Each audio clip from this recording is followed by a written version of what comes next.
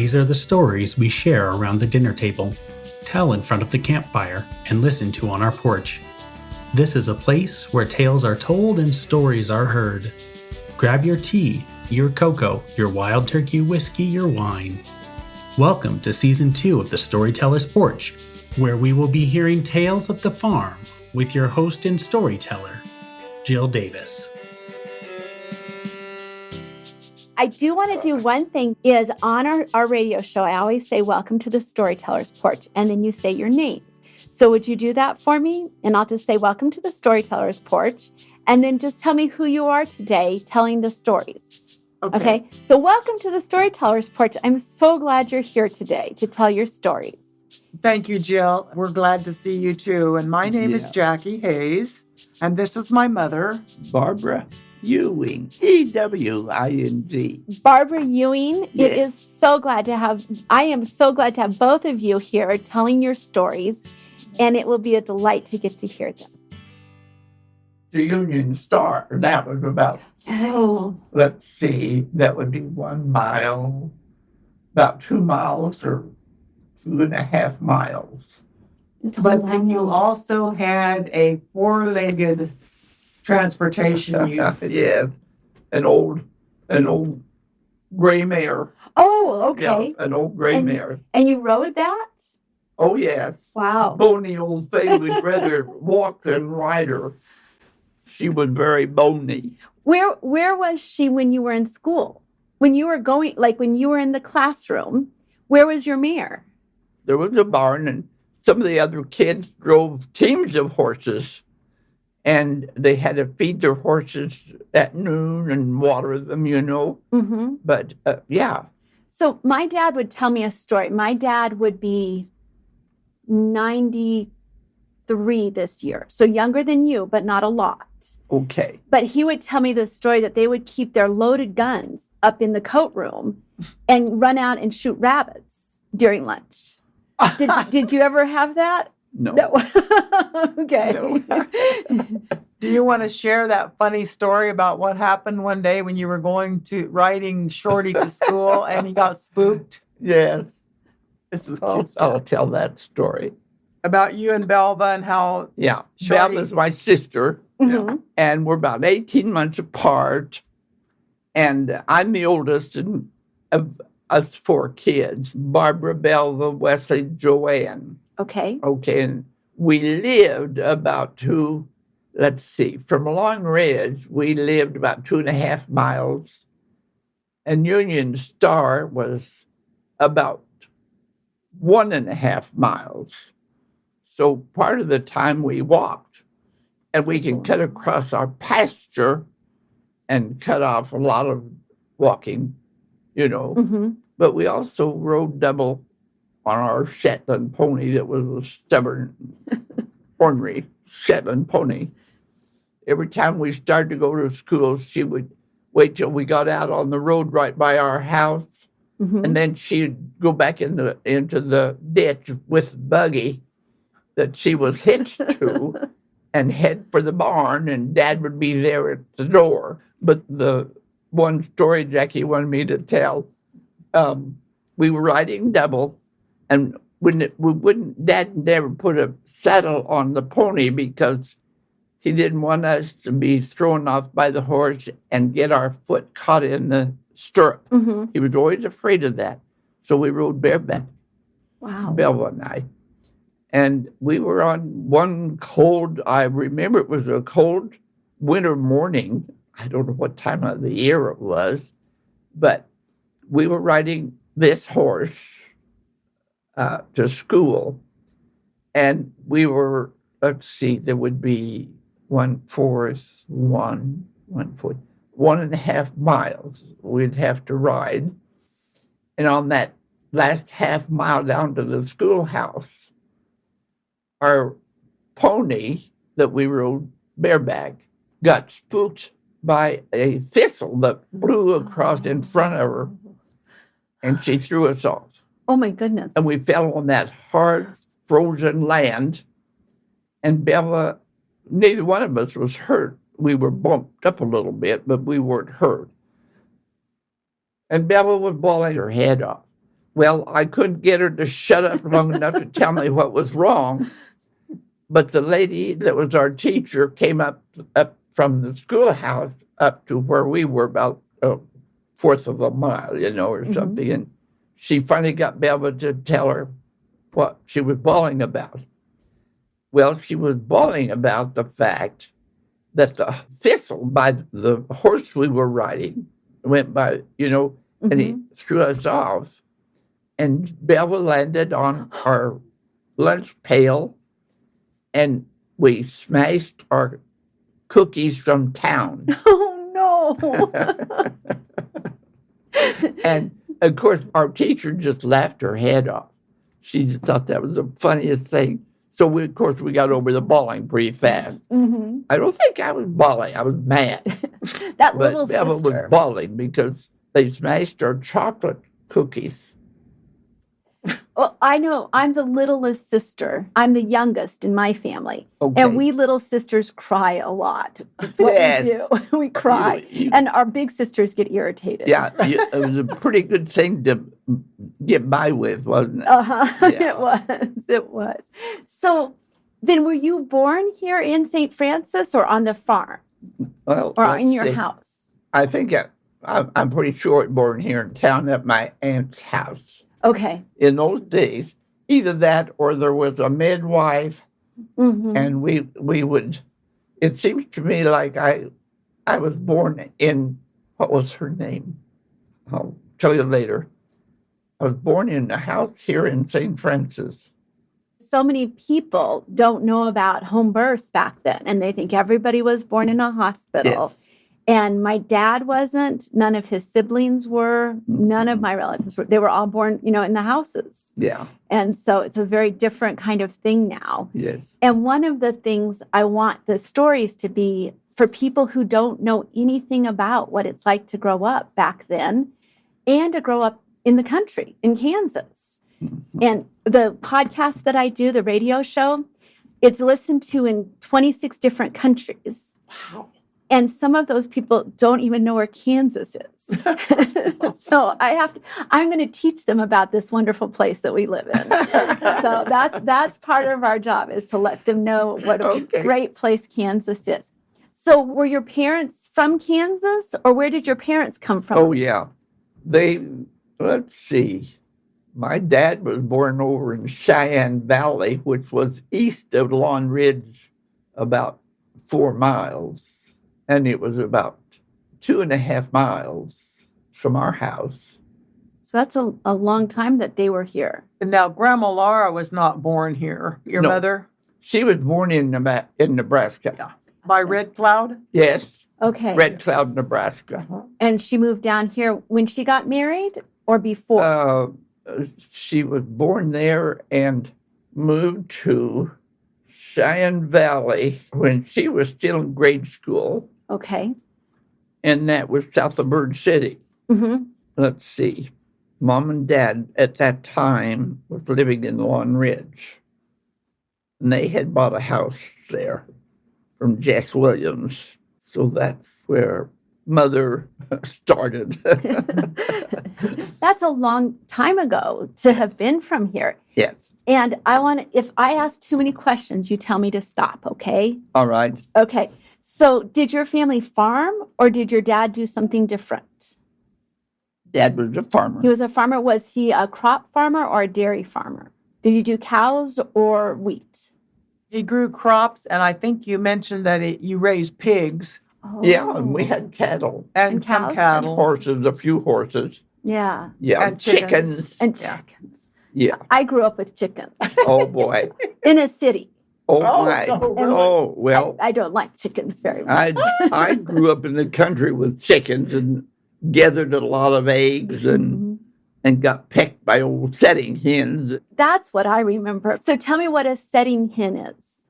Well, they wanted to hatch eggs. Mm-hmm. My mother always knew when Mm-hmm. they would be setting on the eggs in the chicken house. I think that they would know just by the time of the week, and they knew their chickens really Yeah. well. Yeah.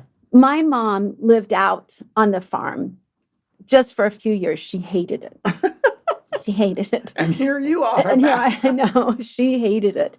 But that's how she would make a little extra money to buy lipstick. My mom liked lipstick. And so she would sell her eggs to buy lipstick. And that was her little thing that she did. So did you go to high school here in St. Francis? Yes. Okay, my mom went in Bird City.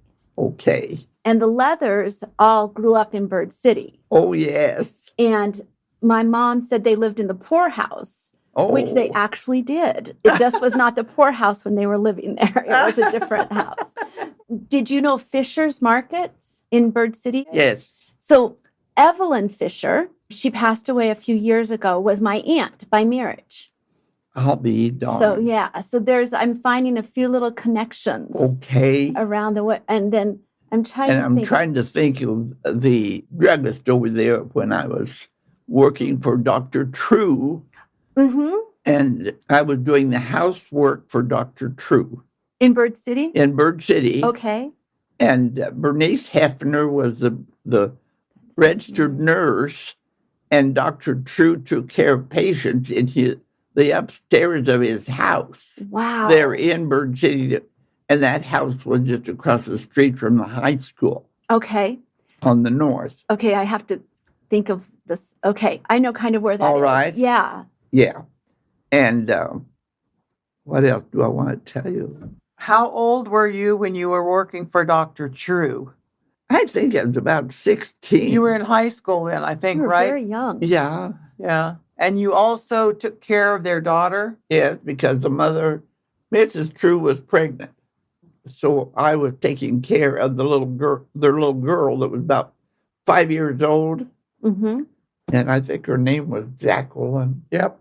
That's what you told me. Yeah. So I'm doing the math in my head. If you were 16, that would have been in the late 30s, right?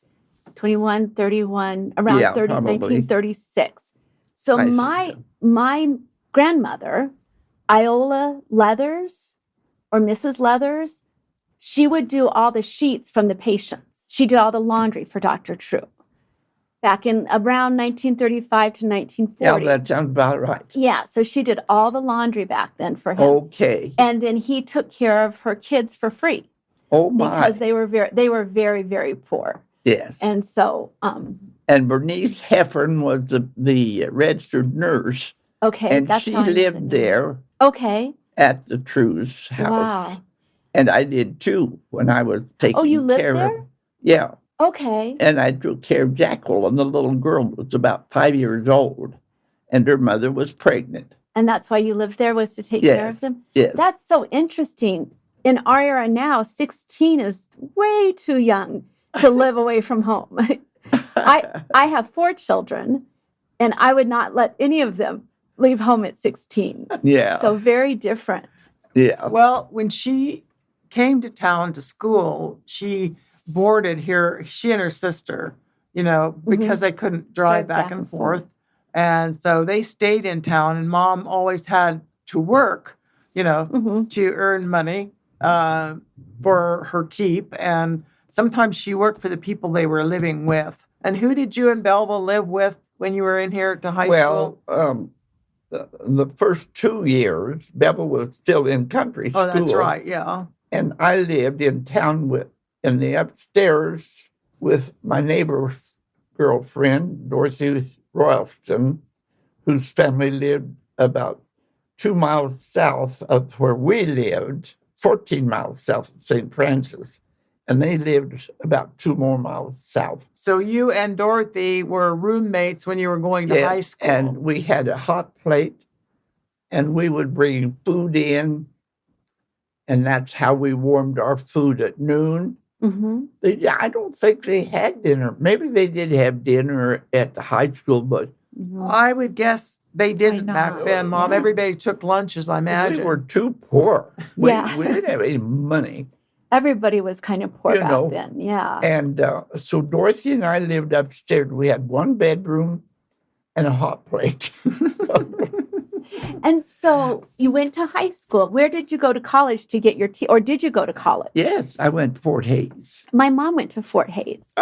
She did. did. Yeah, she was there during the war. Oh. So she just went a year and a half.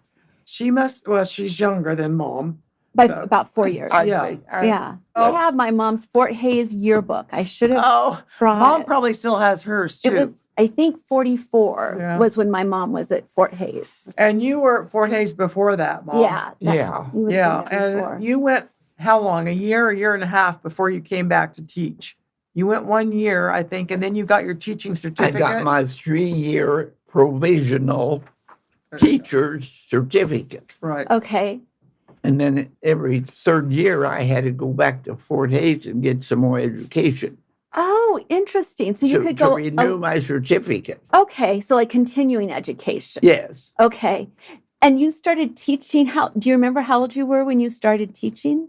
20, 21. Very young. That's a lot of years to remember back to. Yeah. What was the first school you taught at when you got out of Fort Hayes? Do you remember? Yes. Southwest town, Riverview. Riverview. Riverview. Yeah. Yeah, Riverview was my first country school. So I have a question. I'm trying to think of people who don't know anything about Kansas or anything about country schools. What was a country school? What did that mean for it to be called a country school rather than like being in town? Well, the students were from the parents that lived within that district. Mm-hmm. We had about 72 districts in Cheyenne County at Wow. one time. Okay. And the number of students, usually, sometimes they went from like 5 to 15 Mm-hmm. or maybe even more. But there was a lot of country schools. So I'm going to read the definition from the book This here, is from your book, the definition Just- of a country school. so I can have it on the recording. All It right. says, country school, included on the 1 acre of donated school land were the one-room school building, a barn, which you mentioned, 1 or 2 outhouses, and a coal kindling wood storage building. The physical building in which students or grades 1 through 8 were taught by one teacher grouped in one schoolroom was the one-room country schoolhouse.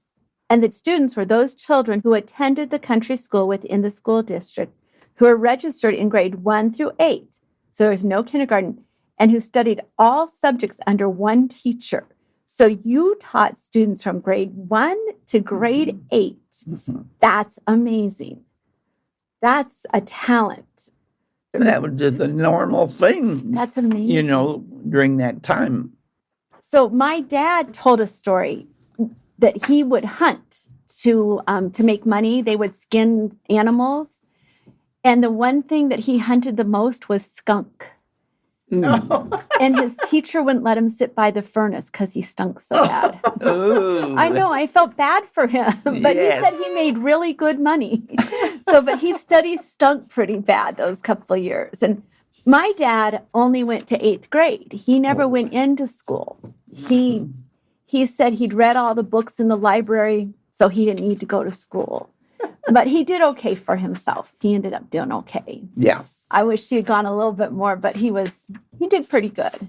yeah, But so a lot of people back then, you didn't have to go all the way through high school. that's right. So you could quit. Yeah.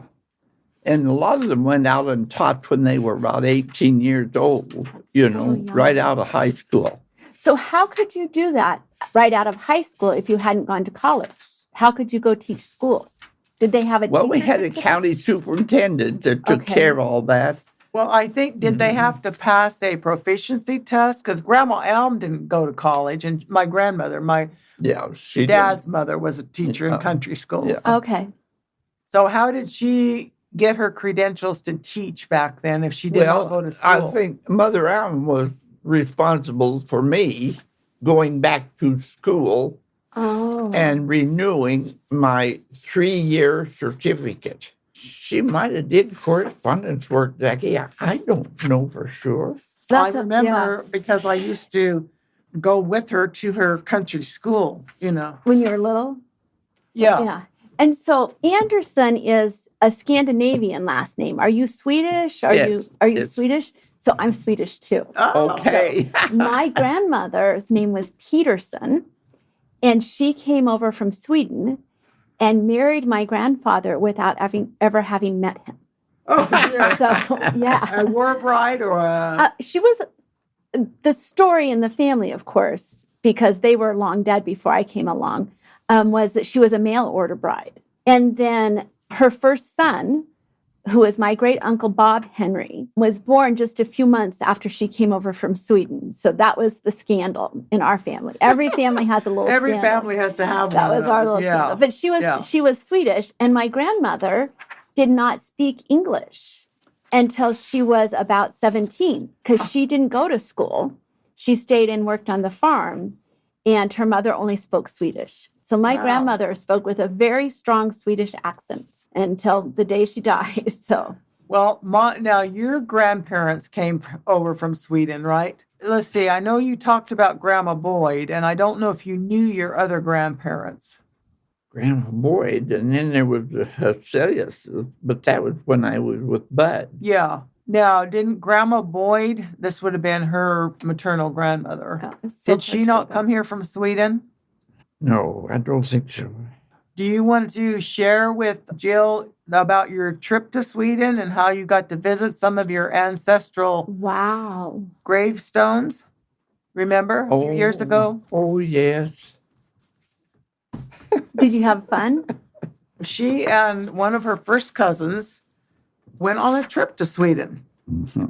Did you go to Stockholm, or did you go out in the country? country? We were across the lake from the castle. We never did get to the castle.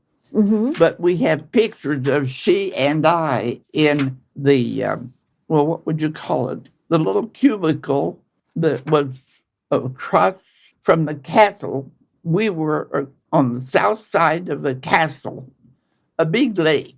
I have been there, so I know exactly what you're talking about. My gosh, we were traveling. We were visitors. Right. And we were in the shelter that the Sound of Music was made in that castle. Oh, wow. We were across that lake from where they did the show, The Sound of Music. And that was always pretty important to us. Yeah. But you also, I think you and Wanda went to visit a graveyard, and you actually saw where some of your family were buried in Sweden. And I think you actually got to meet some of your distant cousins over there. Well, we talked to them on the telephone. I don't think we ever got to see them. Oh, okay. And Sweden is a country of lakes. It is. Just a lot of lakes, water. And a lot of people had boats. If they lived on the edge of the lakes around there, they sometimes went to work on boats over the lakes. I thought that Sweden was very beautiful. Have you been there too? I went one time. Yeah. And I thought it was beautiful. I went to go find about my grandmother. Okay. And it was hard to find anything. Yes. It was very hard to find. Yeah. So, yeah, I think you may have had the same thing. It was hard to find where she was from and when she came over, because she was a girl and they didn't keep good records of the girls. I think we had trouble too finding what we wanted, but the fact that we got to be that close to where they made the Sound of Music. Yeah. And the little gazebo that was.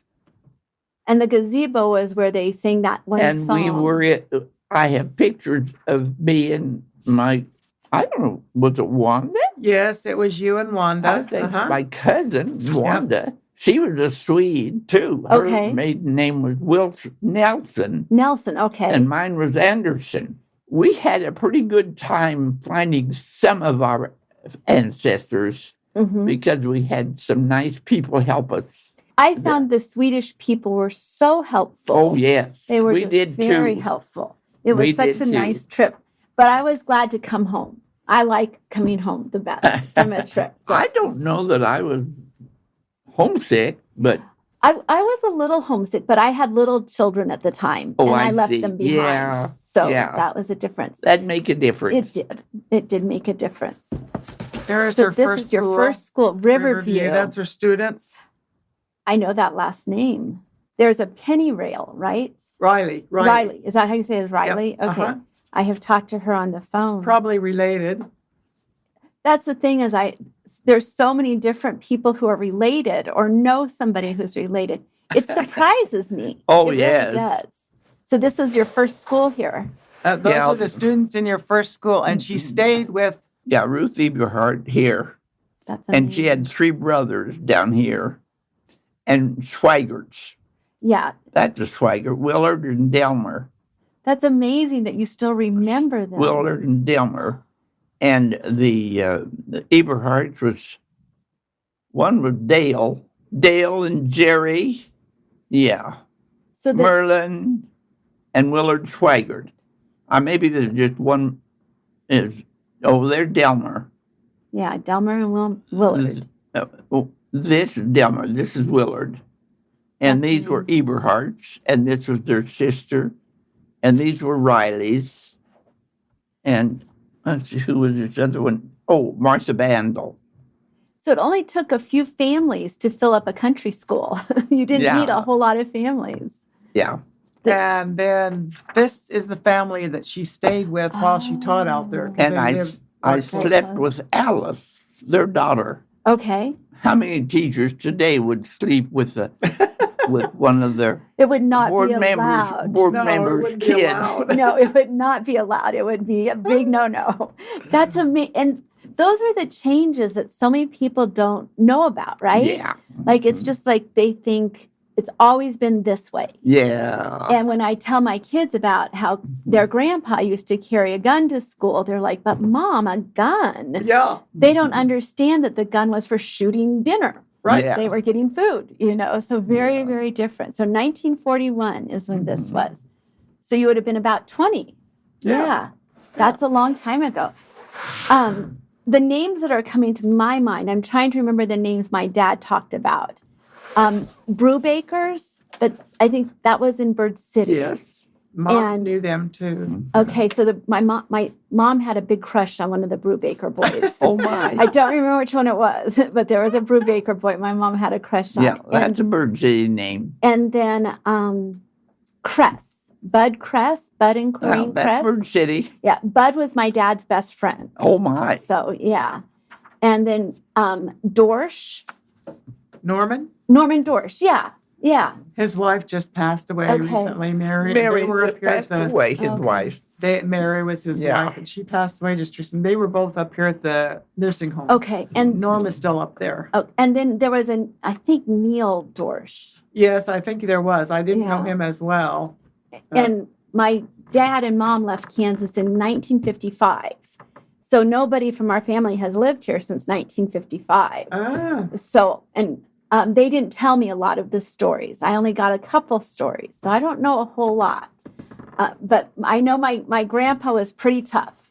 So, and that's the one that there's a picture, I think, of my great grandpa in here in this book, because I have a copy of this book.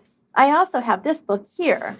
This is the other one that I have, is this one here. Oh, yeah. I don't know for sure where this one is, because when my father died, all the books kind of got, who knows what happened to all his books. Exactly. They just disappeared. This is, I just thought you might find that interesting because it's Bird City. I don't know if any of those names are familiar to you.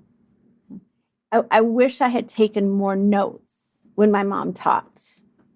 And my mom didn't tell stories, but my Aunt Nova Leathers, she told a lot of stories. Oh, She had lots of stories. She was a teacher and a storyteller, too. Did you know her? I did not well, because when she and Mom taught first grade together up here. We just had more fun together. Oh, she was more fun. I think I was third grade when she and Mom taught first grade, and I do remember her, but, vaguely, not well.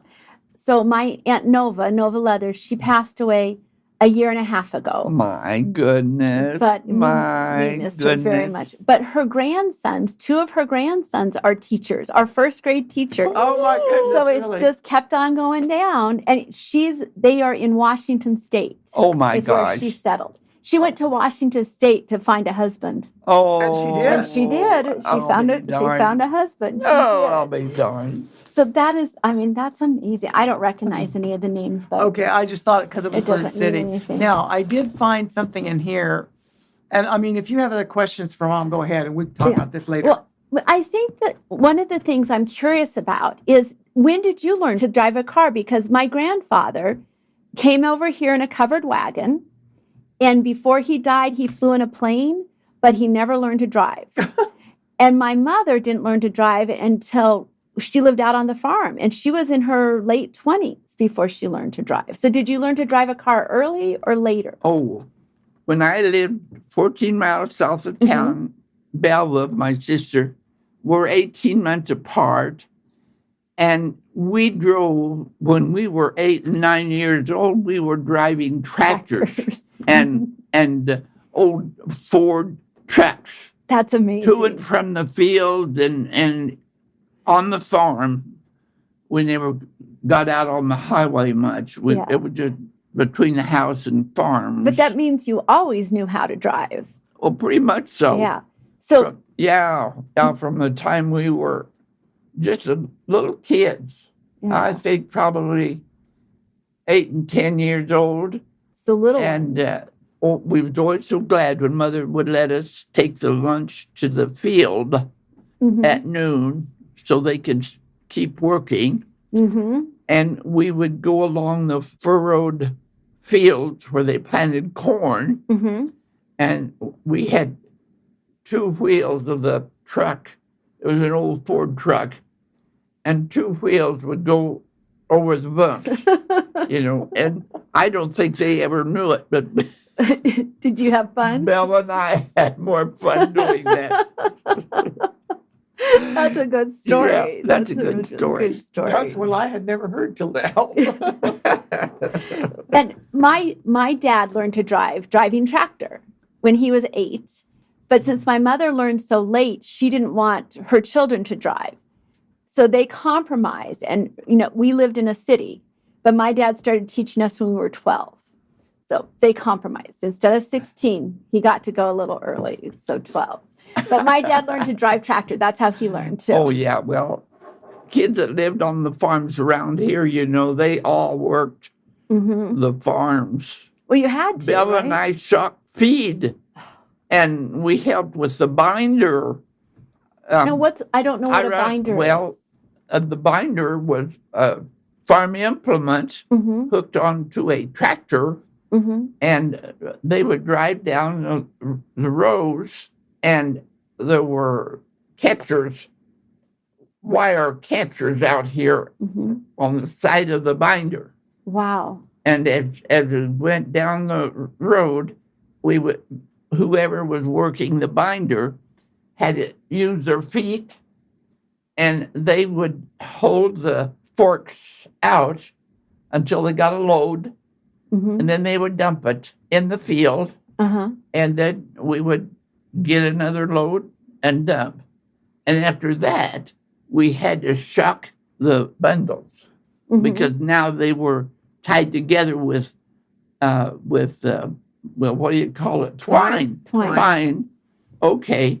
And then after we got them all cut and bundled, then Bella and I had to go back to the fields and make teepees out of those bound shucks. Oh, goodness gracious. Yeah, and you'd put them together just like it was a teepee. And then they would be left that way until they were ripened enough that the combine came in, would it be the combine or the header? I think it must have been the header first.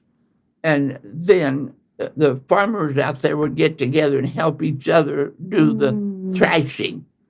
And that meant they had to have teams and wagons to go out into the fields and pick up the teepees of the corn. What do you call them? Corn stalks or corn stalks. Yeah. Corn stalks. Okay. Yeah.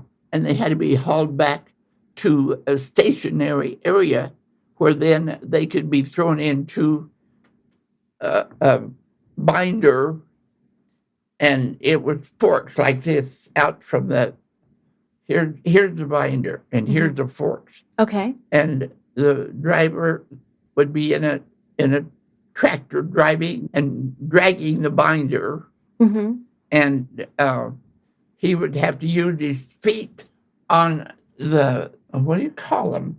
Well, the forks that picked up the forks that cut the bundles. Mm-hmm. And you would work your feet My goodness. to hold those bundles until they got to a certain place. And then we would drop them and then go on down, and that's how you cut and made bundles. Then what did you do when you had those teepees and you mentioned that you had to have a team and a wagon to go out and do the threshing? Yeah. After you got the bundles made, then they were put in shocks, Mm-hmm. like a teepee. We might have taken 5 or 6 bundles, and they were just stood up together into a teepee type holder. And when they were ripe enough, when all the grain was ripe enough, then the farmers would get together and help each other thrash the bundles.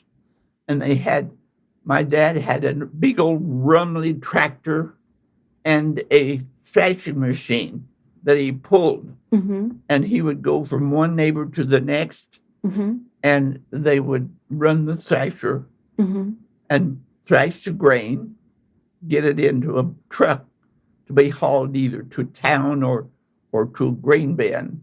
But that was all a part of That's a lot of work. hard work. Hard work. And my children, when they were 10, fussed about having to do the dishes. That's hard work. Yes. I think that's why farm kids do so well in the world. Yes. Yes. Yeah. My daddy, who just had that 8th grade education, ended up owning a business and a bank because he was a farm kid and knew how to work hard. Yep. Yeah. And they knew a lot about life, and they had a lot of life skills that came in very convenient in later life. Like you said, it wasn't necessarily an education. Mm-hmm. My, step-grandfather had a 3rd grade education, and they lived out in the Lawn Ridge area. And I used to love to go out and visit their farm because I'm a city kid. I was born and raised here in town. So I used to love to go out there and spend time on their farm. And he was one of the smartest businessmen I ever knew. He made a lot of money raising cattle, hauling them to markets in Kansas City and Chicago. And, that's where I learned to drive. I think I was probably about 8 or 10. He had this ancient old truck, and he set it out in the field, and he said, this is what you push to make it go. This is how you make it stop. And I think it went about 10 miles an hour. He said, now, you can drive it all over this field. Just don't hit any of my cows. Yeah, those cows are important. That's so fascinating. Yeah. My dad had so many skills that had nothing to do with farming exactly. But the reason he got to own a bank was they were looking for the best businessman in Colorado Springs to own part of the bank. And they asked my dad because he knew how to deal with people from growing up on the farm. And he also knew how to live without very much money. Yeah. He just knew how to live he always said he was, he used a cuss word, so excuse me, but he used to say he was a damn frugal Swede. Well, we know what that means. So I might have inherited it. Yes, I might have inherited a little bit of that frugal Swede that he talked about. So he could do a lot because of that. Yeah. And it's just, to me, to watch the history of this area is fascinating. One thing that I find very interesting compared to my history and where I grew up is it seems like out here and on the farms, women were treated more as equals and were allowed to do a lot of things. The women, they were expected to do a lot of things. So the fact that you worked as a teacher and as a very young girl you were working is very different than my friends' parents and grandparents. They didn't work. The girls didn't work. The women didn't work outside the home or inside the home. But I think the women on the farms worked just as hard as the men in a different way. I think so too. But they did. I know my mother did. Yeah. I think so. She scooped wheat. She hauled wheat. Like I said, she helped us kids shock the bundles. My Lord, I don't know what she did not do on the farm that a man would do. Well, she had babies. Yep. And She had they babies. didn't Guys do that. didn't do that. No. She had to take time out to have some babies. And take care of the kids. I think the farm women, I could not have been a farm wife. I could not have been. I'm not sturdy or strong or courageous enough to be a farm wife. You'd be surprised. I guess, maybe. But I don't know. My mother said I couldn't be one, so. Well, I agree with you, I'm Jill. so I don't glad think that was I could either. And I'm amazed when I think about women her age. You know, they lived through the Great Depression, the dirty 30s, the Grasshopper invasion. World War I One, forgot Two, Korean, Vietnam. And Iraq and Iran and all of that. I mean, and they're survivors because they did work hard and it was normal for them. I remember my grandmother when, well, I don't know how grandma was, but they were irrigating stuff and she would carry those irrigation pipes down to the next row when they needed to go. And she was probably, well, if I was 10 and grandma, well, now my math, don't tell my mother that I don't remember that much math. But anyway. I don't either, honey. My Don't worry about it. My grandmother loved horses, her mother. Okay. And she was still riding in the Women's Saddle Club here in town when she was 80. Wow. That's amazing. That's just amazing. And loved every minute of it. Yeah. I want to be like that. I would like to be There's more some like my pictures mother. somewhere in some of these books that my grandmother carried the flag in the fair parade Okay. when she was probably 70 some years old. Yeah, and they lived out north of town. Yeah, they a had little moved ways. to town. But you know. And mother belonged to the Women's Saddle Club because she was a good rider. She could ride the barrels and do all the other things that the younger kids were doing. She was very active in the Women's Saddle Club. And one of the reasons that she thought she was going to have to give up riding was because her 25-year-old horse died. Oh, no. But then, That's... I don't know if you've heard the name Helene Landenberger. No, I have not. You will. Okay. She was one of the big members and had ridden horses all her life, too. And she's actually from Bird City, was a Magley. Okay. That name I'm sure you've heard. I have. Anyway, she loaned Grandma a horse so that Grandma could keep riding. Wow. That's amazing. Yeah. That's amazing. And the reason you had mentioned Magley to me. Yeah. So Robin Magley, do you know Robin? Well, I don't know, Let's see but now. I know who they are. And he That's puts Fred's daughter? his no. son. Robin is a son. So it's Okay. Robin and his wife's name is Laura. Okay. And they're in their, he's in his early 60s. Yeah. But he puts his cattle out on our pasture. So that's the first time I heard the name Magley Right. was And there. Marcia, I asked Marcia, I told you about Marcia Magley. She's quite a historian. She did a lot of this book here. But she said, yes, Robin is her first cousin once removed or something like that. So yeah. So but I knew they that are had a big related. connection. Yeah. So if you heard my first podcast, my daddy was so proud that my great-grandfather homesteaded in 1888. So when I first met Robin Magley, I was telling him this, and he said, well, our family's been here since 1882. And I went, okay. Now, did Robin once live on the place where you are now? No. See, Marcia thought they did, and then they moved to the other place. But I don't think so. yeah, okay. There was a couple named Flora and Gerald Beatty who lived out on our farm. Okay. Yeah, and they're not from around here. They're now in Bird City. Oh, okay. But another story my dad told me, you might need to help me with this, is when he was growing up, he and his dad would always go up to Binkelman to get supplies, not to Bird City, not to St. Francis. And I asked him why they went to Binkelman. Do you know why they went up to Binkelman? Because that's where they had a liquor still. So his dad liked to drink. So they would go up there. That was his story for me. And also the other thing is I have to stop and think. See, I lose the years too.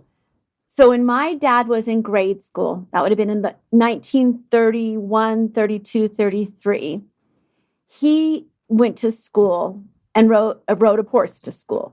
And then he would ride it home. But what happened was my great-grandfather would catch wild horses and green break them. And my dad had to ride the green broke horses home. So he broke a few bones getting home from school. He got bucked a whole bunch of times. So that's the story about the Greenbroke horses of my dad's. He got knocked off a lot. What pictures do you have?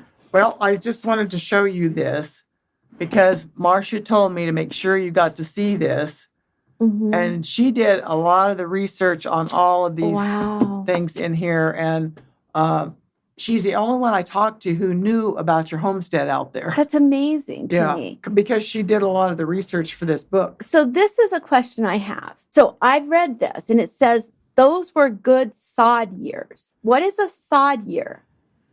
Do you have any idea? A what? A sod. Well, it's this word right here. It was a good sod year on the homestead out there. Well, sod would be the ground, the grass. And I think because a lot of people built homes out of sod. Well, and they may have plowed up some land. That's what I think he did. And that's what sod would be. Okay, that makes sense. And they did have a sod house. Yes. So we have pictures. Yes. Oh, my grandma and grandpa Boyd built a sod house south of Bird City at one time. And Grandpa cut all of the sod blocks that built the house. That's amazing. And he did that with one horse and a plow. And now they have these huge machines to do everything. Push a button and, do whatever. Mm-hmm. My dad used to get so frustrated at that expensive farm equipment. He thought that's too much money. Now, do you know the Moffats or the Burshes? Do those names sound familiar? Moffat? D. Moffat? No. No, I don't think that's up there. And what's the other one?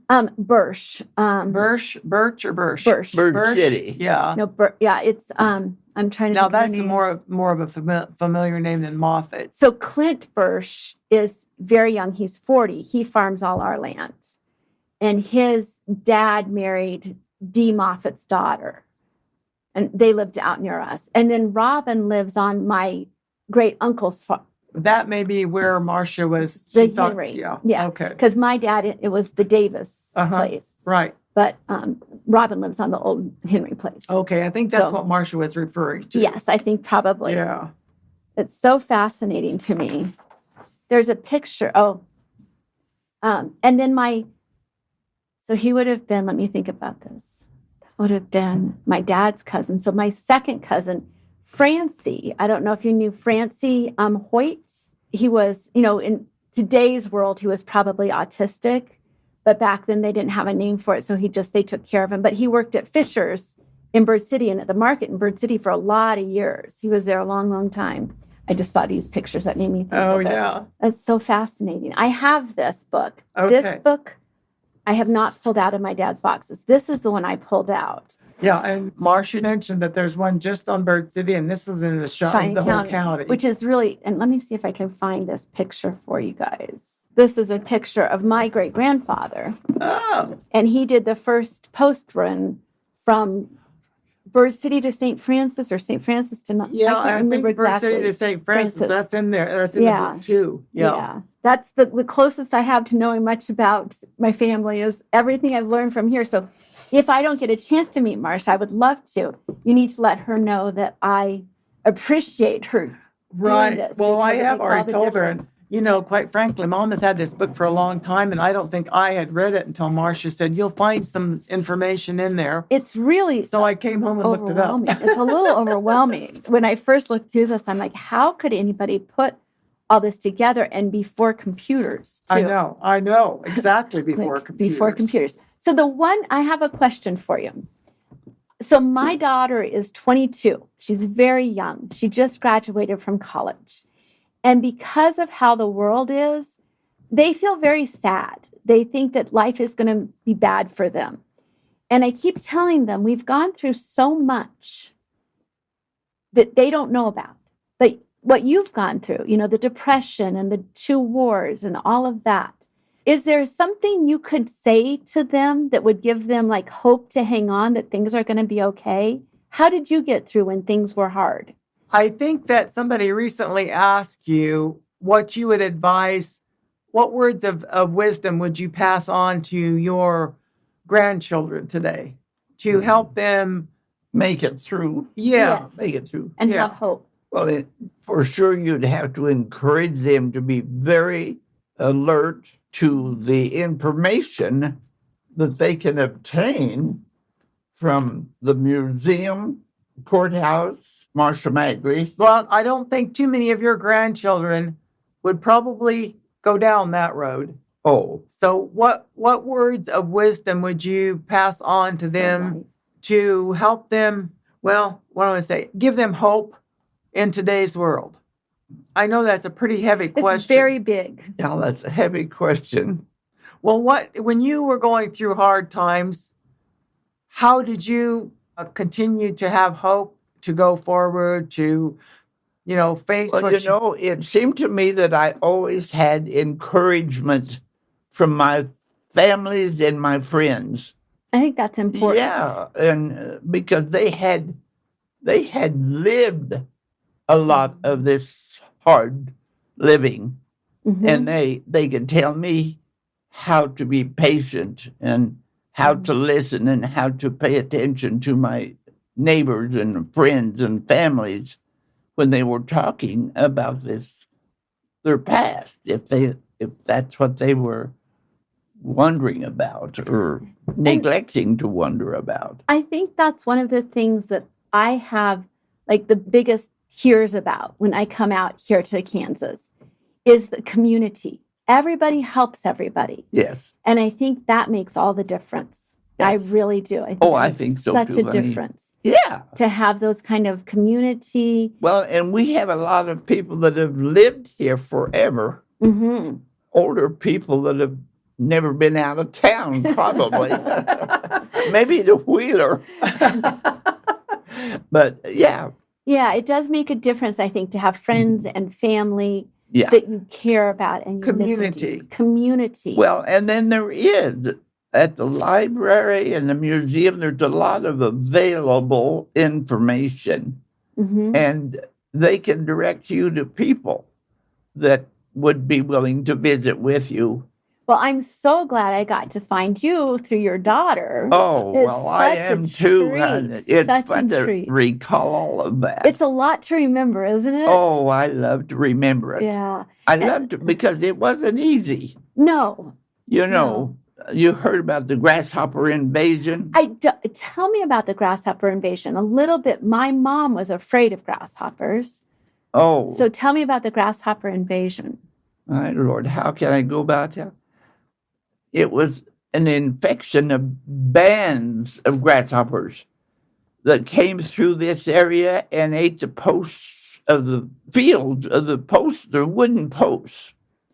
And And the grasshoppers ate them? yes, That's crazy. and they were made with wire, Mhm. barbed wire and wooden posts. Yeah, like the fences. Yes, but the grasshopper invasion was.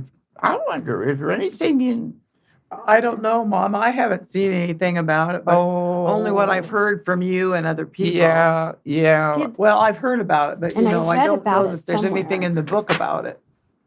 I read about it somewhere that I've been. I know a while back, Penny Riley came to talk to Mom, and one of the things she wondered about, because she was talking to other people about the Dust Bowl years Mhm. and what they remembered about that. My mother remembered hiding underneath houses. They would go underneath the porch because the dust would cut into their legs if they got caught in a dust storm. I wonder where I read about it.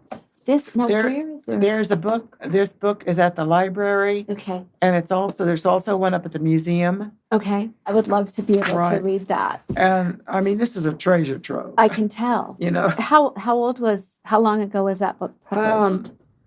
Let's see. Mom gave it to me in 1999. It was That's a long published time. in May of 1997. Wow. And this young lady did it as her thesis, her college thesis. Oh, how fascinating. And so she came out.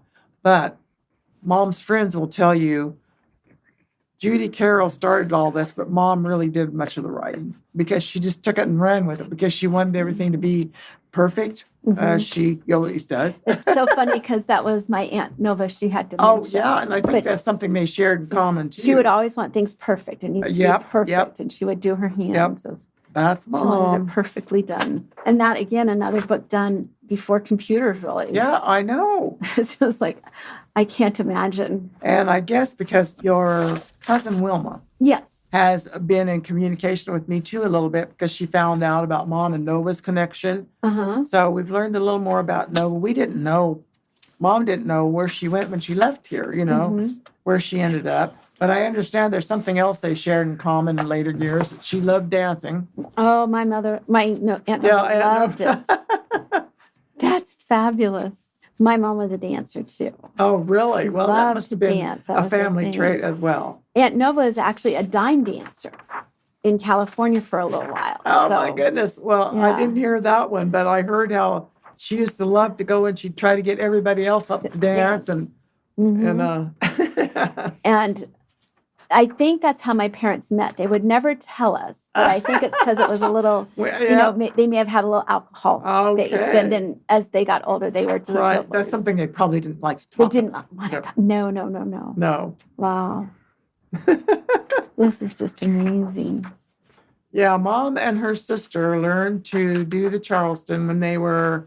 My mom taught me how to do the Charleston when I Oh, was a really? little So- tiny girl. Mom tried to teach me. I never did it as well as she did, though. Oh, no, it wasn't possible to do it as well No. as my mother did.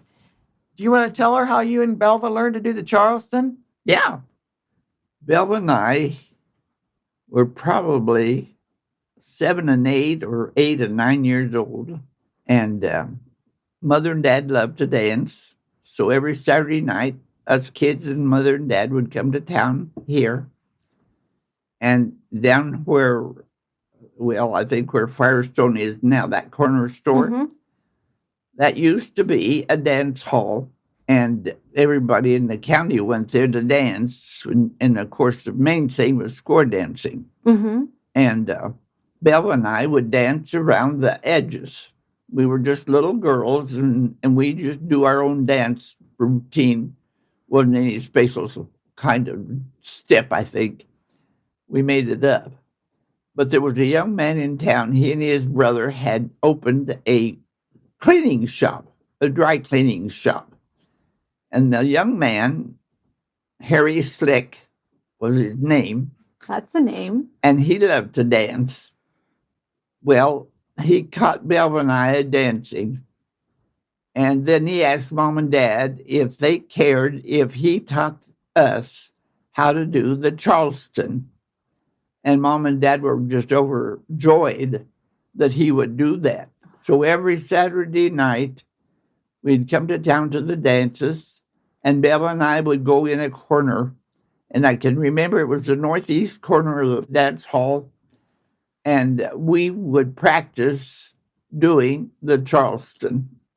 That's so fun. What a fun way to learn to dance. And we loved it, Belva and I. sounds I fabulous. loved it more than Belva, I think. But we both learned to do the Charleston by that man named Harry Slick. That's a funny name, but that's a wonderful story. What did you get as rewards when you came to town and did the Charleston for? A carnival. No, not that one. But when you and Belva used to go into the drugstore. Oh, well, we'd start at the barber shop because Belva and I had our hair cut, bangs, Uh-huh. and then what else did They had a call bob. They just had A a bob bob. haircut. Uh-huh. Yeah. it? And so Belva and I both had our hair cut at the barber shop. Mm-hmm. Well, if we would do the dance, if we'd Charleston for them together, they always gave us something, it might have been a sucker.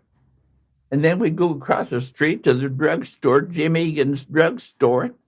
And if we did the dance there, he would give us ice cream. Oh, that's even better. And downstairs, I have a table and 2 chairs from that pool hall. And we would get up on those chairs on our knees and eat ice cream on that little round table. How fun. Well, I still have that table and 2 chairs. That's amazing. And tell her how you won that dance contest. All right. And, in those days, Carnival would come to town and they'd set up their tents down there by the theater, Mm-hmm. between the grocery store and the theater. Mm-hmm.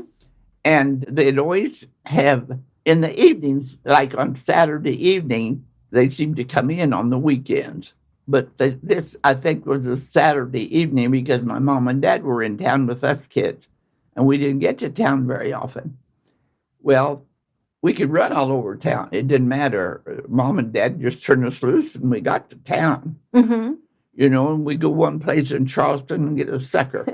Go to the drugstore and get ice cream. Well, when the carnival came to town, they were having a contest, and they wanted dancers to perform up on their little stage out in front of their tent where they had the fat lady and all of that stuff. So I volunteered. And my cousin was a good acrobat. She did Gymnastics, tumbling. Yeah, you know, she could do those kinds of things, but it wasn't a dance, you know. Well, mine was a dance. It was a Charleston, and I won. Wow. And I got $50. I took that $50 and I ran as fast as I could about a block away to the Nixon store where now is a Firestone, I think. Well, it was. Yeah. Anyway, it was called the Nixon store at that time on the north side corner of Maine, and bought a pair of tennis shoes. For a $50. 50 cents. I did that because I knew if I told Mom about it, she wouldn't let me buy the tennis. But she couldn't do anything about it. What, she bought it? I just went and bought, for 50 cents, I bought a pair of tennis shoes. That's so fun. Now so the Nixon store, I don't know anything about her at all, but let me think.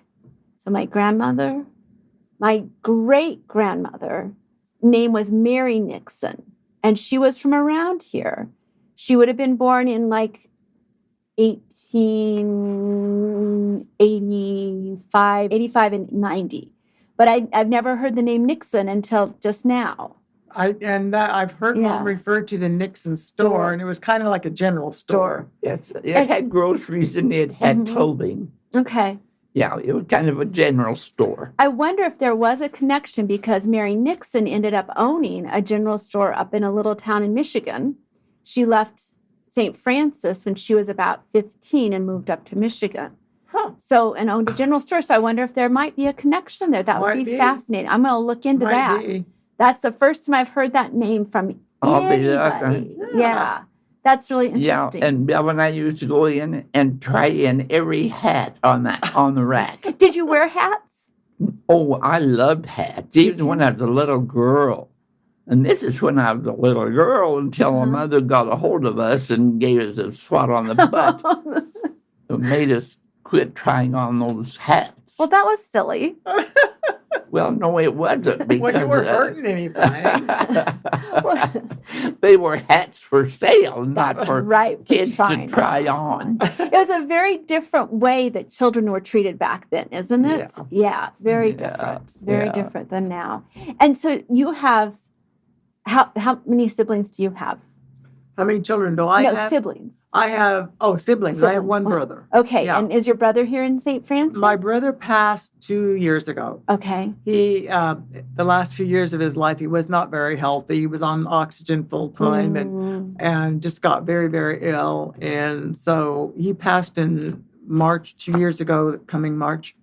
Yeah. Then how many children do you have? I have 2 of my own, 2 stepchildren. Okay. My brother had 3. He had a daughter and twin boys. One of the twins passed away at the age of, what was he, 15, 14? He had a brain tumor, very sad. So still have a niece and nephew. They're both back east. Nephew's in Boston. My niece is in Nantucket Island. Wow. And they were home. Let me give you, let's see. What did we do with your birthday book, Mom? Oh, it's over there. So has anybody settled here in St. Francis or Bird City? Any of the descendants? No. Now, I was born and raised here, lived here. My first husband was from here as well. He's a local guy. And we lived here with my 2 girls until, and I don't remember when we moved. We moved to Bird City. Okay. And from there, we moved to Colby. Okay. But when my girls they were elementary school, and we lived here until then. But neither of them, well, no, my oldest daughter did live here for a while. When she married very young, and she and her husband and their baby, their little girl, my first granddaughter, lived here for a while in St. Francis. And then they moved to Great Bend. But the other kids didn't stay around here. Yeah. And then I was born and raised here, but then I went away to get my education, and I lived in New Mexico for about 30 years. What part of New Mexico? Mostly up in the northern part, near Santa Fe. Yeah. A few years I was in Albuquerque, but most of that I was up in the northern part. Yeah. And then you came home. Well, yes. My second husband, I met my second husband in New Mexico, in Santa Fe, actually. And we were there, and I retired 2 times, actually. Retired from full-time work in 2010. And then I did some locum tenens. I'm a physician assistant. And so I did some locum tenens. So I did some travel medicine for a few years. And, well, three years ago, almost 4 years ago, the doctors told Mom at the ripe old age of 97 that she shouldn't be driving anymore. And I thought, maybe we need to go and be a little closer. So that's when we came back here, about that time, Yeah. we lived in Cheyenne Wells, Colorado at the time, which is right across the I know border where here. Cheyenne Wells is. And so, then we decided, well, we probably need to be a little closer to Mom so that she has rides when she needs them, and so it's worked out very well. We were renting a little house right back here, and I'm trying to get my stuff out of there still. I haven't lived there actually since March. I've been here with Mom, but I'm still paying the rent over there because I've still got stuff over there that I need to get out. It's hard to do lifetime's worth of things. We'll just show you some of the family here. Oh, lovely. Mom and I. This is my oldest daughter, Tanya, her husband, and they live in Georgia. Okay. My youngest daughter, Melissa, and her husband, Michael. And these 3 girls are theirs, Sarah and Kaylin and Corey. And so I have 3 great-grandchildren who are her great-great-grandchildren. That means there's 5 generations. Wow. Now, this is my stepson, Ryan, and his partner, Joanna, who live here now. They were in Texas for many years. They've been back here for a couple of years. Okay. This is my brother's daughter, Victoria, and her 3 girls, who are Victoria and Porter and Maisie. And they were all out here from Nantucket Island for Mom's birthday. Wow. That's quite a legacy. It is. That's amazing. I can't believe you have great-grandchildren. Yeah, I know. Well, I got married at 17 the first time. I did 19, so I beat you by a couple and by years. the time I was 19, I had 2 kids already. So, I got an early start. Wow. Oh, these are fabulous. Yeah, these are her 3, my 3 grandchildren. Yeah. Okay. This is my granddaughter, Kaylin. That's Sarah, and that's Corey. Wow. And they're all sisters. Yep. That's just, I love that picture. That's a great picture. Some of their husbands are in with them. Yeah. So you have a stepson who lives here. Yes. So there is some. And my stepdaughter lives in New Mexico, Albuquerque. I have a really good friend who lives in Albuquerque. I love going down there. I miss New Mexico. I kind of miss the weather, and I miss the mountains because we were up in the north, and we really got attached to the mountains up there. Very attached and to a lot of my friends, because we were up there for a lot of years. Yeah, it's hard to leave. It's hard to leave. What a lovely. So when was your birthday? 15th of September. Okay. And I was 100. That's amazing. Did you ever think you would make it to 100? No, I never thought about it. No, just kept going, huh? No, I couldn't do anything about it. That's true. Leave it up to the good Lord. Exactly. I plan to make it to 103. I All have a right. goal. Well, Well, I had an uncle that lived to be 103. yeah, and a So you couple of have her good uncles lived. genes. Now, this was Mom.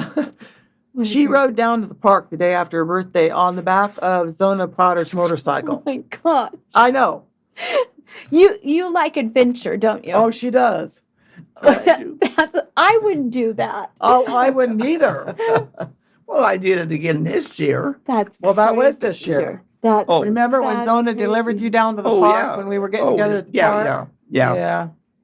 Yeah. This is a great picture. And that is our youngest great, and that's Abigail. Oh, Who is almost a year old now. What a sweetheart. Yep. oh, it's Oh, that's a great picture, everybody. Yeah. I love that picture. Yeah, this is the 5 generations. The whole- but That's you know, whole all line. of the kids belong to this gal. Okay. But you know, her sisters are in here too. Uh-huh. And This is Paige, and that's Jacob. We don't have many boys in our family, so he's a little spoiled, I but bet. he's a doll. Oh, I he's have a a Jacob. sweetheart. And so this is your daughter? Now, who No, is that's this? my granddaughter. Your granddaughter. Yep. Oh my gosh. This That's is my crazy. daughter Melissa. That's my daughter Tanya. Wow. And this is she's kind of a stepdaughter, but a half sister. They've always considered her family. Yeah. That's Melinda. I can't.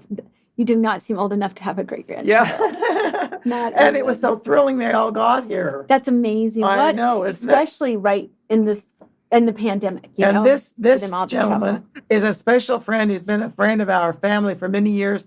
And he came all the way from Italy Wow. to be here for Mom's party. And way back when, is Tanya here? She's Tanya and Giorgio. were tour guides.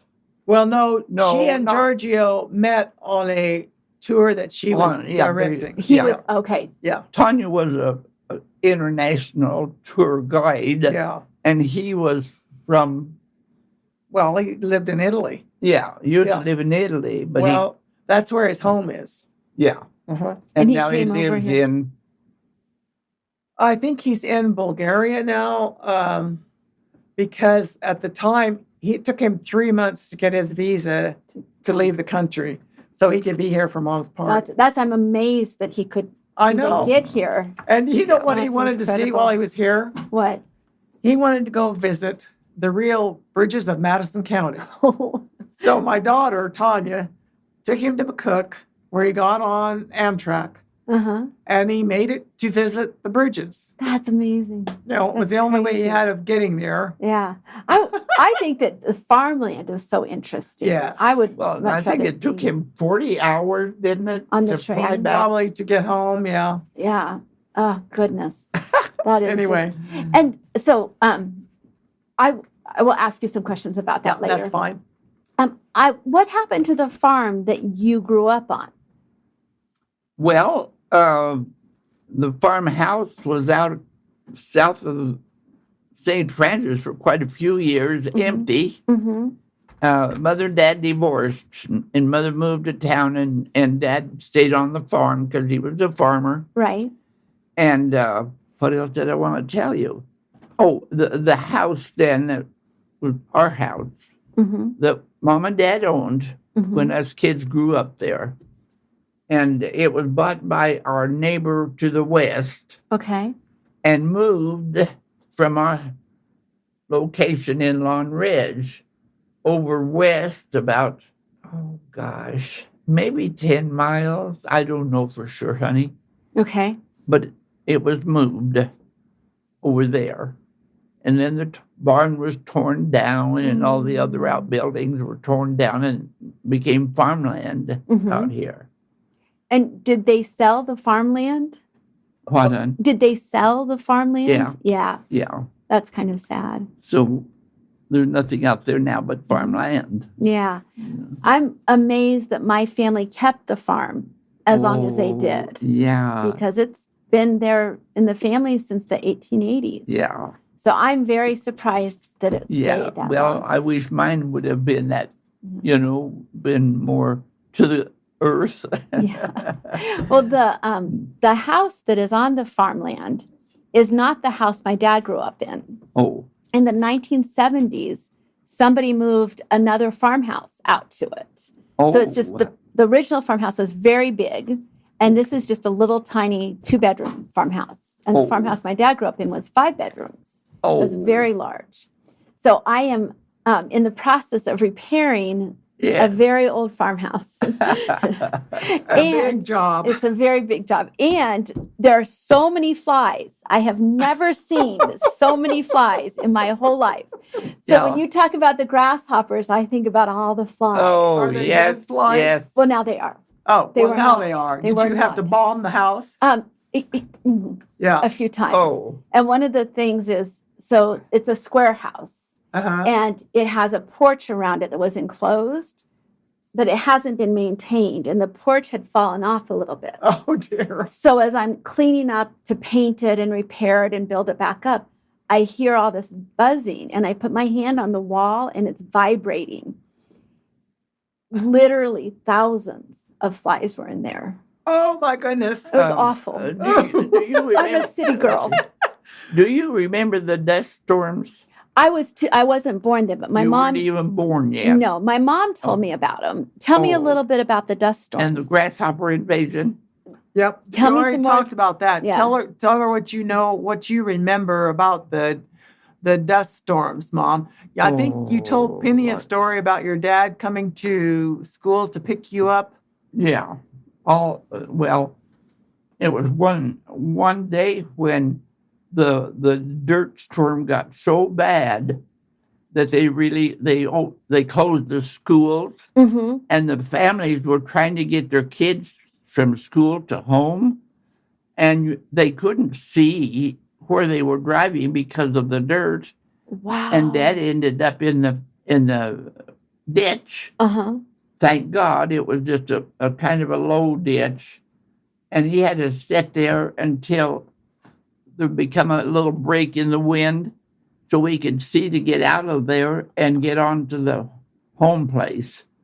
And it was horrible. Were you scared? And Mother had to, I don't know how many days that lasted. I should look that up, Jackie, because I don't remember how many days that storm lasted. And oh my goodness, the tables and everything, because the houses and they weren't tightly sealed, were they? That's Mom? right. They weren't tightly sealed, and Mhm. the dirt just came in and piled up on everything in the house. And Mother hung wet these towels to every window in the house, wet, and they'd be black in just minutes with Oh dirt. my goodness. And she would rinse them out and hang them up again, and that's how you lived through a dirt storm. Was it scary? Oh yes. Yeah. Could It you hear was. the wind? Like, What? could you hear the wind blowing? Well, let's see. Or just I the don't remember dust? that we had rain.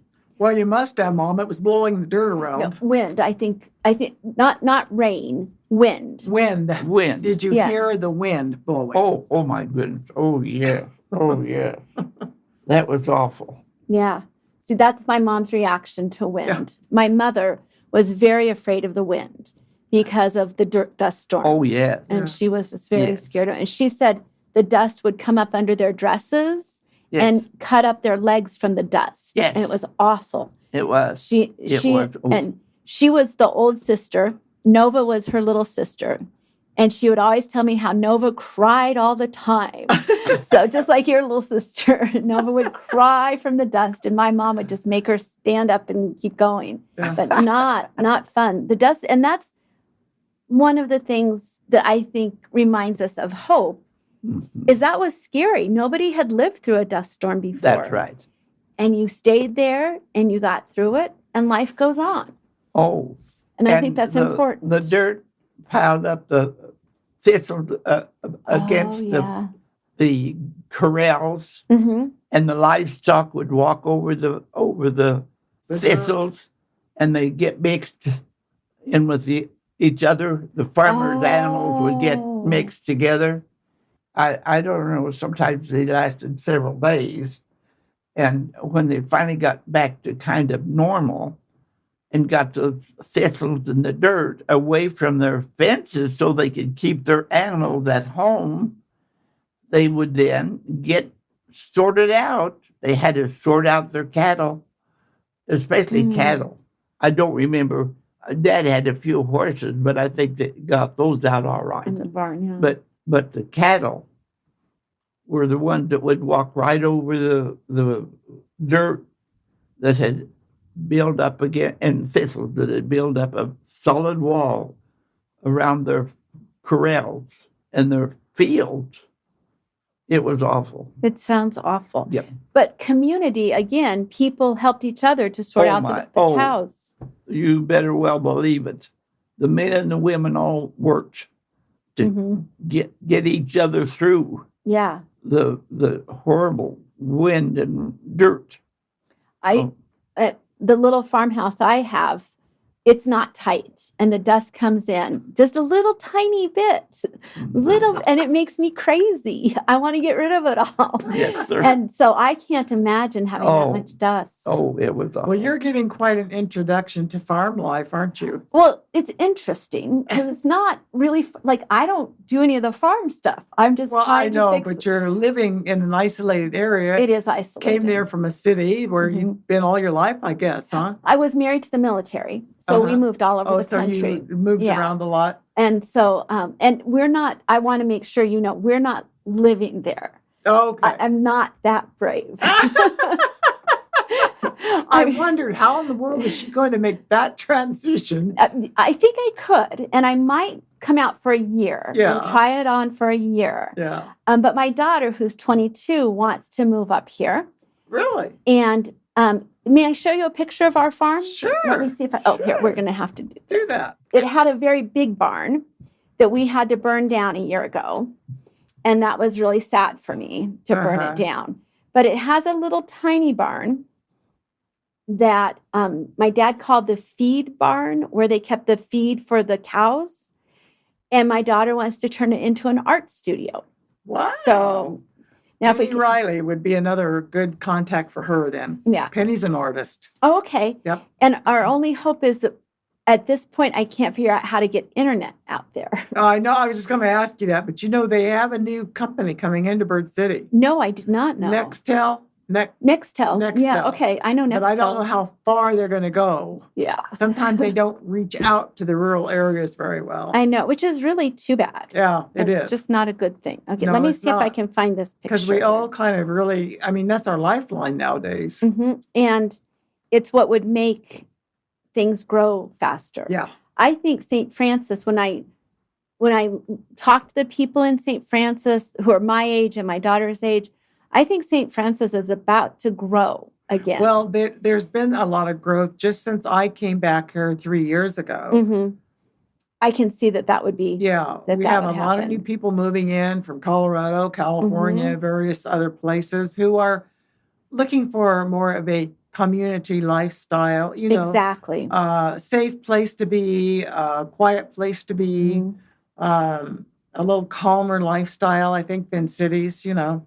And it's also the little farmhouse that I own out here. If I were to have that in Colorado Springs, it would probably go for about $350,000. Undoubtedly, it would. It would. And it's just a little tiny house. And so you can sell your house in Colorado Springs or Denver, make a fortune, and come here and buy That's something why very a lot of inexpensively. people have done just that. But they don't know about farm life. Yeah. They don't know about and I rural don't know life. how many of them have come back here to live on farms, but I know many of the homes in St. Francis. This is a hard picture to see, but there's the little barn. There's my little house. And I'll see if I can find the picture in 1925. I've got it on here someplace. I saw that. I think, is that the one with the family? There's or just the farm? I didn't. No, I have one from 1925, which is the year my grandmother got married. My grandmother was an old maid in 1925, and so they were lucky to marry her off. She was 22. Oh boy. Yeah. Yes, that was quite old in those days. They actually did not think they would be able to marry her off. I cannot find that picture, but it's a picture. I'll send it to you. It has my grandfather and his team of mules, or my great-grandfather, his team of mules and all the hired men and the horses. He was he dug all the wells around here. He did all the hand dug wells. My great grandfather did I think those. that's mentioned in that book And also. There's some. I lose track of names and places, but wherever is the largest hand dug well in Kansas. Oh, Greensburg. Yes. Greensburg. My great grandfather was part of digging that well. Really? Yes. Oh my goodness. So that I know a little bit, and it's just and fun then to did it learn say more. he was also a bricklayer? He was a bricklayer. I He read that article. did that Marcia so wrote. many things. Yeah. He was And delivered the mail and. Yeah.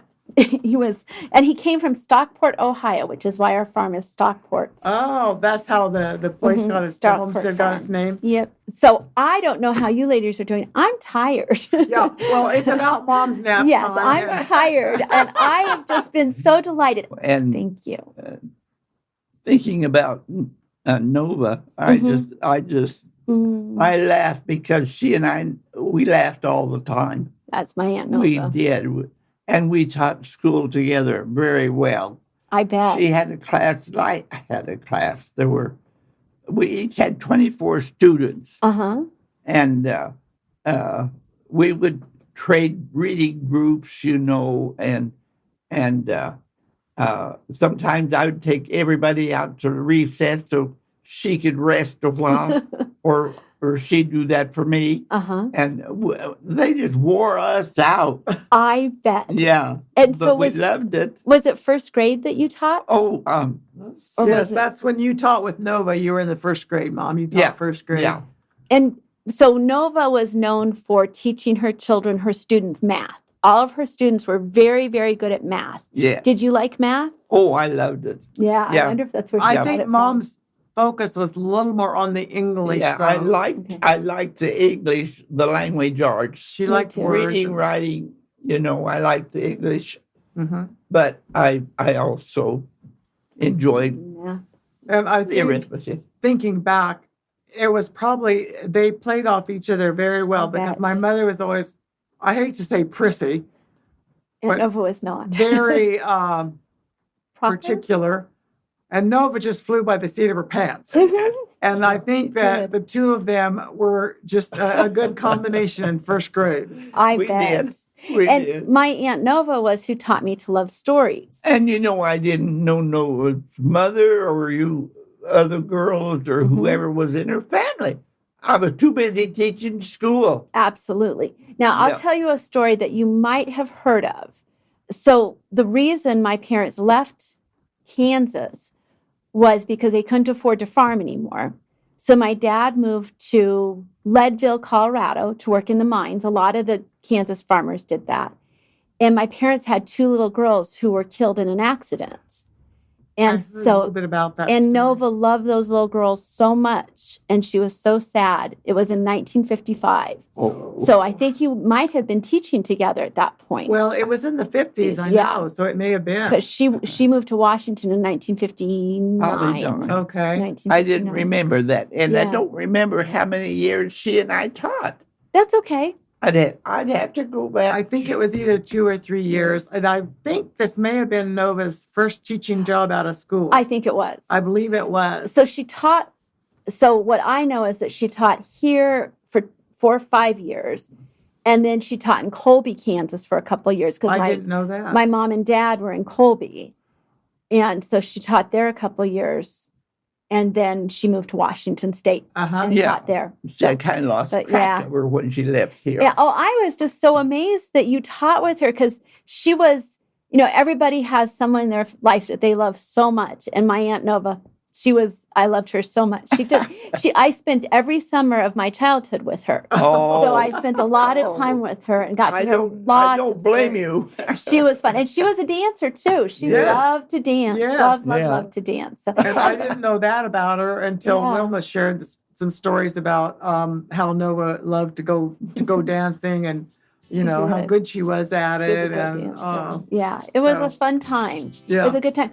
I so appreciate you sharing your stories with me. Oh, I love it. I loved it too. I don't know how you two are still standing. I'm tired. I'm going to go back to the farm and take a little nap. Well, I think it's Mom's nap time too. Okay. Here at the Storytellers Porch, we believe we are the stories we share. Keep living your story and meet us next time here on the porch. And be sure to bring your favorite drink.